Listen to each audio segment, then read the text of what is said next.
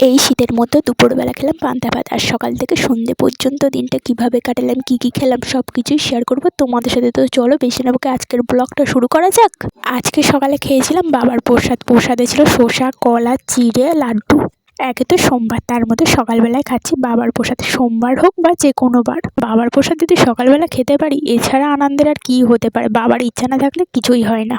বাবার প্রসাদ খাওয়া হয়ে গেলে তারপরে খেয়েছিলাম চা আর পরোটা। আজকে আবার বাবা কাজে গেছে, চোখ অপারেশন করার পরে দেখতে দেখতে কীভাবে 20-22টা দিন কেটে গেছে। আজ থেকে বাবার আবার কাজও শুরু।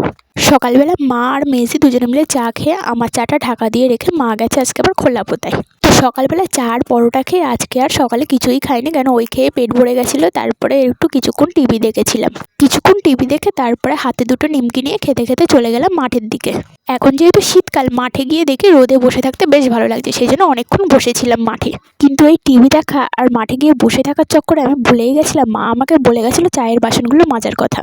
এবার যখন আমার এই কথাটা মনে আসলো আমি অমনি বাড়িতে এলাম। বাড়িতে এসে দেখি বাসনগুলো মেজ দিয়ে মেজে রেখেছে। আমি তো প্রথমে ভয় পেয়ে গেছিলাম। আমি তো ভেবেছিলাম মা এসে মনে আজকে আর আমাকে আসতে রাখবে না, বলবে এমনি তো কোনো কাজ করিস না, তাতে একটা কাজ বলে গেছি সেটাও করে রাখিসনি। তো এত বকাঝকার কথা ভেবে লাভ নেই, বাসনটা তো মেজেই রেখেছে। তো খোলাপোতা থেকে মা বাড়ি এসে গেলে দুপুরবেলা খাওয়ার টাইম হলে বসে পড়েছিলাম দুপুরবেলা খেতে। আর আজকে দুপুরে আমরা খেয়েছিলাম পান্তা, আর সাথে দিদার বাড়ি থেকে মেজ দিয়ে একটু তরকারি এনেছিল, ফুলকপি, পার্শে মাছ, আলু দিয়ে তরকারি।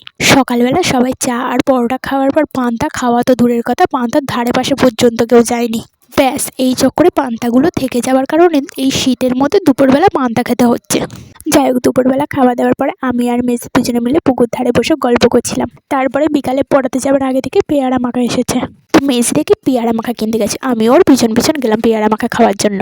পেয়ারা তো খেতে আমার এমনি ভালো লাগে, কিন্তু কাকু যে মশলাটা দেয় আর বিট লবণটা দেয় ওটা দিয়ে খেতে আমার বেশি ভালো লাগে। সে সস টস দিয়ে না দিলেও হয়। কিন্তু ব্যাপারটা হচ্ছে পেয়ারাটা এখন মেজদি কিনছে, তো যেভাবে ভালো লাগুক ও সেভাবেই নিক, আমার তাতে কি।